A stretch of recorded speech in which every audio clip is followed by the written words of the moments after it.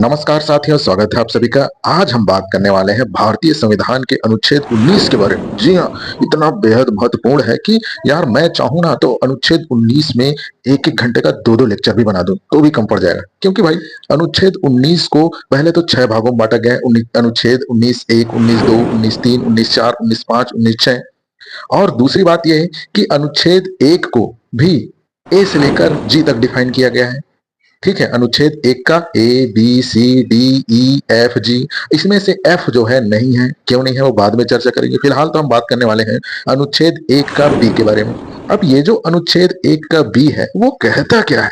ये जो कहता है कि आप अगर भारतीय नागरिक हैं तो भैया आप क्या कर सकते हैं, स्वतंत्रता पूर्वक आप समूह बना सकते हैं, इकट्ठा हो सकते हैं और क्या हो सकते हैं, आप प्रदर्शन कर सकते हैं। इसका मतलब आप धरना दे सकते हैं बिना हथियार के। याद रखें, शांतिपूर्वक और बिना हथियार के आप धरना दे सकते हैं। ये तो हो गई अनुच्छेद 1 बी के तहत आपको अधिकार दिया गया है, ये मूल अधिकार के तहत आता है। ठीक है, तो क्या हम सभी जगह धरना दे सकते हैं? क्या हम मेन रोड पे भी जाके धरना दे सकते हैं? क्या हम रेलवे ट्रैक पे जाके धरना दे सकते हैं? तो इसका कोई प्रतिबंध है भी या नहीं है? तो आप बोलेंगे भैया हमें तो अधिकार दिया गया है अनुच्छेद 1 बी के तहत, हम क्यों नहीं कर सकते? तो भैया आपको याद दिला दें, अनुच्छेद 19(3) है जो इस पे रीजनेबल रिस्ट्रिक्शन डालता है।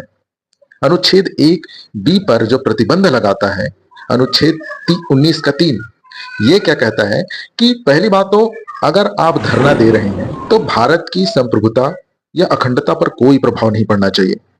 सही है, मतलब आपकी जो धरना है वो भारत की संप्रभुता और अखंडता पर होनी चाहिए। आप बोलोगे कि भैया हम तो शांतिपूर्वक कर रहे हैं धरना, बिना हथियार के कर रहे हैं और नारे लगा रहे हो भारत तेरे टुकड़े होंगे, तब आपका जो धरना है उस पर प्रतिबंध लगाया जा सकता है। दूसरी बातें क्या है कि भैया सार्वजनिक व्यवस्था के हित में होना चाहिए। इसका मतलब यह है कि सार्वजनिक व्यवस्था को प्रभावित नहीं करना चाहिए। जैसे आप कर रहे हैं धरना कहाँ पे, मेन रोड पे, जिससे लोगों को आने जाने में समस्या हो रही है, तब आप पर प्रतिबंध लगाया जा सकता है। आप कर रहे हो जो धरना वो ट्रेन के पटरी पे कर रहे हो, अब वहां पे वो जो ट्रेन चलने के लिए आपके धरना देने के लिए आप ही बताओ, तो भैया ऐसे स्थिति में आप पर प्रतिबंध लगाया जा सकता है। तीसरी बातें हैं, आप नैतिकता के हित में कार्य करना चाहिए। जो आपकी धरना है वो किस पर काम करे, नैतिकता के हित में।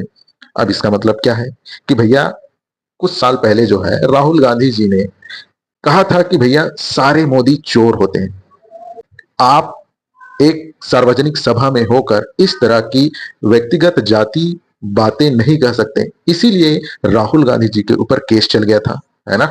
तो भैया ये जो अनुच्छेद 19(1) बी जो आपको शांतिपूर्वक बिना हथियार के धरना देने का अधिकार देता है, उसी प्रकार से अनुच्छेद 19(3) इस पर प्रतिबंध लगाता है।